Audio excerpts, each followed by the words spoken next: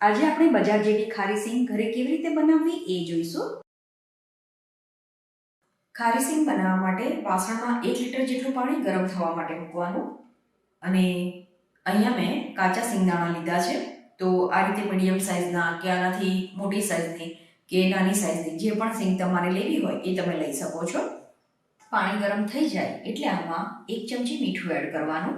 હવે જે કાચા સિંગદાણા આપણે લીધા છે એ આમાં એડ કરી દેવાના. હવે આ સિંગને ગરમ પાણીમાં 10 મિનિટ માટે બાફવાની છે.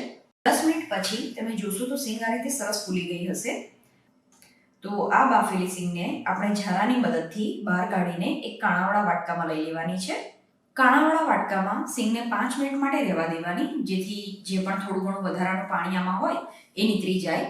અને 10 મિનિટ પછી આને કોટનના કપડાની ઉપર સૂકવી દેવાની છે. અને કોટનના કપડાની ઉપર આપણે સિંગને લગભગ અડધો કલાક માટે રહેવા દેવાની. અડધો કલાક પછી તમે જોશો તો સિંગ સરસ રીતે કોરી થઈ ગઈ હશે. હવે આને શેકી દેવાની છે. તો સિંગને શેકવા માટે એક જાડા તળિયાવાળી કડાઈ લેવાની અને એમાં 1 વાટકી મીઠું ઉમેરવાનું છે.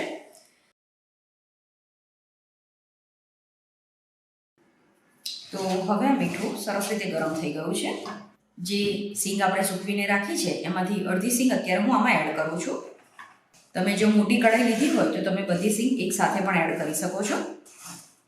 સિંગને આપણે સ્લો ટુ મીડિયમ ફ્લેમ ઉપર સરસ રીતે ક્રિસ્પી થાય ત્યાં સુધી શેકવાની છે. જેમ જેમ સિંગ શેકાતી જશે એમ એની સ્કિન અલગ થવા લાગશે. સાથે જ તમને એનો કલર પણ થોડો બદલાયેલો લાગશે.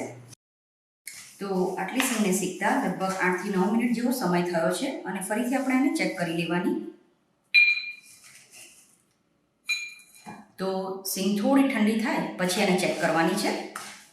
ત્યાં સુધી આપણે આને હલાવતા રહેવાનું.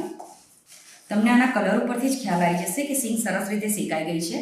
તમે જોઈ શકો છો માર્કેટમાંથી જે બી આપણે સિંગ લાવીએ છીએ એવો આનો કલર આવી ગયો છે. તો આ સિંગ ઠંડી થઈ ગઈ છે. સરળતાથી આના છોતરા નીકળી જાય છે. અને તમે જોઈ શકો છો આનો કલર પણ એકદમ પરફેક્ટ આવ્યો છે.